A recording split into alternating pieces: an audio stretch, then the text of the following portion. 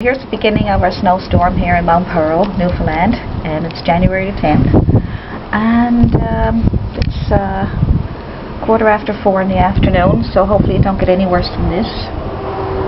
Just want to put up a little video just so that you can see what the weather is like here in Newfoundland now today, if anybody's worried or wondering about how we are doing here in St. John's, Mount Pearl.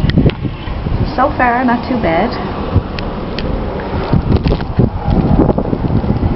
We have our vans put in the driveway so that if the snow comes down we won't have too much shoveling to do. Might be a little idea for you.